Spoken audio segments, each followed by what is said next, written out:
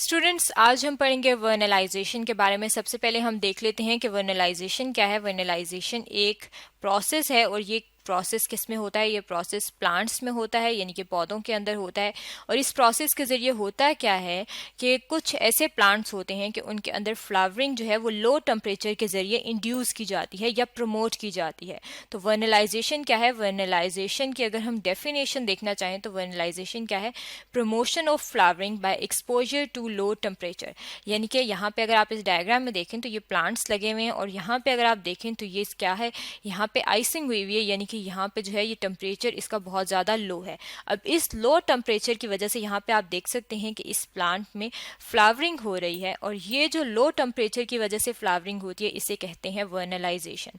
अब ये जो वर्नलाइजेशन है और ये जो लो टेम्परेचर है, इसका टेम्परेचर जो है ये हर एक प्लांट के लिए ये वेरी करता है, यानी कि ये मुख्तलिफ होता है। ऐसा नहीं है कि एक ही टेम्परेचर हो और उसे हम कहें कि यही वो टेम्परेचर है जो कि वर्नलाइजेशन के लिए ज़रूरी होता है, बल्कि ये जो टेम्परेचर है ये वेरी करता है।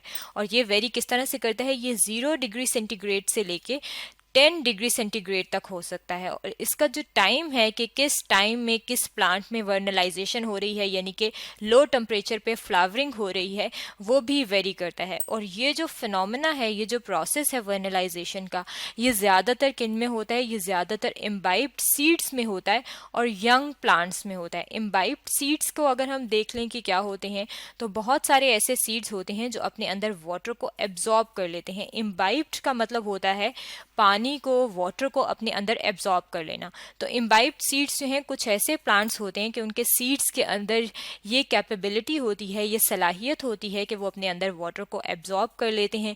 इस किस्म के जो सीड्स होते हैं उन्हें कहा जाता है इम्बाइब्ड सीड्स। और इम्बाइब्ड सीड्स जो हैं उनके अंदर भी वर्नलाइजेशन का फिनोमेना होता है। और जो यंग प्लांट्स होते हैं, यानी कि बहुत सारे ऐसे प्लांट्स होते हैं जो बहुत छोटे होते हैं, और छोटे जो प्लांट्स होते हैं उनके अंदर फ्लावरिंग बहुत कम होती है। तो कुछ यंग प्लांट्स जो हैं उनके अंदर भी हम लो टेम्परेचर पे फ्लावरिंग जो है उसको प्रमोट कर सकते हैं, यानी कि उनके अंदर भी वर्नलाइजेशन हो सकती है। अब अगर हम बात करें टेम्परेचर की रेंज की कि कौन सा टेम्परेचर है, लो टेम्परेचर में भी 0 से लेके जो 10 डिग्री सेंटीग्रेड है, ये जो रेंज है 0 to 10, इसमें से कौन सा जो टेम्परेचर की रेंज है जो सबसे ज़्यादा इफेक्टिव है, यानी कि उस पर कुछ हद तक जो है वो फ्लावरिंग स्टार्ट हो सकती है। वो टेम्परेचर अगर हम देखना चाहें तो 4 डिग्री सेंटीग्रेड जो है, यानी कि 4 डिग्री सेंटीग्रेड का जो टेम्परेचर होता है वो वर्नलाइजेशन के लिए सबसे ज़्यादा इफेक्टिव होता है। यानी कि 4 डिग्री सेंटीग्रेड पे फ्लावरिंग जो है वो लो टेम्परेचर पे ज़्यादा अच्छे तरीके से होती है। और अगर हम बात करें कि प्लांट का कौन सा पार्ट जो है वो ज़्यादा होता है, तो प्लांट जो है वो वेरी करते हैं, यानी कि कोई सा भी जो पार्ट है वो इसके अंदर पार्टिसिपेट कर सकता है। अब पार्टिसिपेट किस तरह से कर सकता है, यानी कि फ्लावरिंग जो है वो तो शूट पे होगी, लेकिन पूरा प्लांट जो है उसका कोई सा भी पार्ट जो है वो इस लो टेम्परेचर की वजह से जो है वो स्टिमुलेट होता है। और स्टिमुलेट होने के बाद क्या स्टार्ट हो जाती है? वर्नलाइजेशन स्टार्ट हो जाती है। अब अगर हम स्पेसिफिकली देखें, कुछ ऐसे प्लांट्स हैं कि अगर हम सीड की बात करें तो उनके सीड्स के लिए लाजमी होता है कि हम उन्हें लो टेम्परेचर दें, और उस लो टेम्परेचर के बगैर उनके अंदर फ्लावरिंग जो है वो नहीं हो सकती। अगर हम किसी ऐसे प्लांट के सीड की बात करें तो पाइन सीड्स जो हैं, ये ऐसे प्लांट्स हैं, ऐसे पाइन के जो सीड्स होते हैं ये इस किस्म के सीड हैं कि इनको अगर हम लो टेम्परेचर की ट्रीटमेंट नहीं देंगे, इन्हें अगर हम कम दर्जा हरारत नहीं देंगे, तो इनके अंदर फ्लावरिंग जो है वो नहीं हो सकेगी। अब पाइन के अलावा अगर हम बात करें तो दो बहुत ज़्यादा इम्पॉर्टेंट जो स्टेपल फूड हैं वो हैं वीट और राइस, यानी कि गंदम और चावल जो हैं वो स्टेपल फूड है, यानी कि बहुत ज़्यादा कंट्रीज़ में जो है ये इसे अपने खुराक के तौर पे इस्तेमाल किया जाता है। और अगर हम वीट और राइस की बात करें तो ये वीट और राइस यानी कि गंदम और चावल जो है ये दो वैरायटीज़ की सूरत में आते हैं।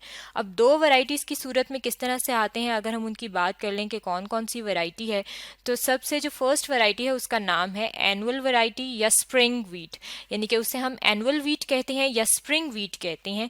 अब या एनुअल राइस कहते हैं या स्प्रिंग राइस कहते हैं, ये इन दोनों के अंदर होती है। अब एनुअल और या स्प्रिंग जो वैरायटी है उसमें क्या होता है कि ये वैरायटी जो है इसके सीड्स जो हैं, यहाँ पे आप देख सकते हैं कि ये व्हीट के सीड्स दिखाए गए हैं। ये जो सीड्स हैं ये 100 किस मौसम में के जाते हैं, यानी कि किस मौसम में ज़मीन में दबोए जाते हैं, स्प्रिंग के सीजन में इन्हें सो किया जाता है, और इनकी फ्लावरिंग जो है वो समर में स्टार्ट होती है। और जो दूसरी जो वैरायटी है वीट और राइस की, अगर हम उनका नेम देखना चाहें तो उन्हें कहा जाता है बाइएनियल्स और विंटर। अब ये वाली जो वैरायटी है ये किस मौसम में ज़मीन में दबोए जाते हैं, या इनकी सोइंग कब होती है? ये फॉल में सोइंग होती है, यानी कि जब विंटर्स होते हैं तब हम इनकी सोइंग करते हैं। और फ्लावरिंग क्या होती है? फ्लावरिंग ये नेक्स्ट साल, जब नया साल शुरू होता है तो उसकी जब गर्मियाँ आती हैं, समर्स आते हैं, तो तब इनकी फ्लावरिंग जो है वो स्टार्ट होती है। अब ये वाली जो वैरायटी है जिसे हम कहते हैं विंटर वैरायटी, इसे हम विंटर में सो करते हैं। लेकिन अगर हम इसी वैरायटी को स्प्रिंग के सीजन में, यानी कि बहार के मौसम में अगर हम सोइंग कर दें इसकी, तो क्या होगा कि इनकी फ्लावरिंग जो है वो नहीं होगी। फ्लावरिंग क्यों नहीं होगी? क्योंकि ये जो वैरायटी है विंटर वैरायटी, इसे लो टेम्परेचर की ज़रूरत होती है, और लो टेम्परेचर की वजह से ही इसके अंदर क्या होती है, इसके अंदर फ्लावरिंग होती है।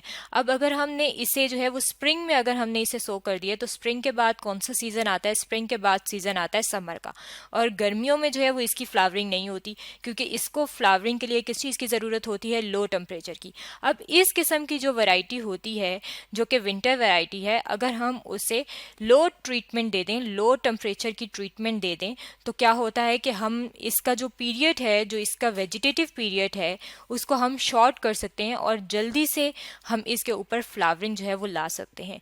यहाँ पे अगर आप अपने सामने इस डायग्राम में देखें, तो इस डायग्राम में जो है यहाँ पे ये पेट्री प्लेट्स दिखाई गई हैं या पेट्री डिशेस हैं जो कि ट्रांसपेरेंट वाइट कलर की हैं, और उसके ऊपर जो है ये क्या रखा गया है, ये इसके ऊपर फिल्टर पेपर रखा होता है और को गीला किया जाता है, ताकि ये जो सीड्स हैं जब ये इनकी ग्रोथ हो रही हो तो इन्हें पानी मिल सके, यानी कि ये वाटर को एब्जॉर्ब कर लें और इम्बाइब्ड सीड्स बन जाएं।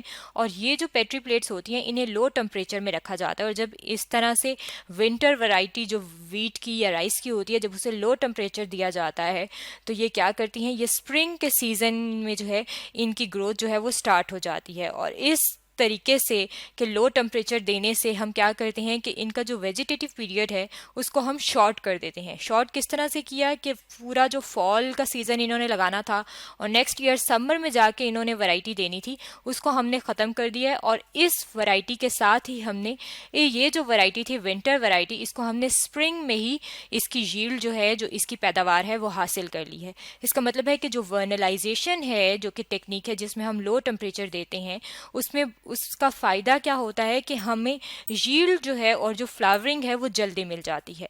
ये तो था वर्नलाइजेशन के बारे में, जिसके बारे में आज हमने पढ़ा है।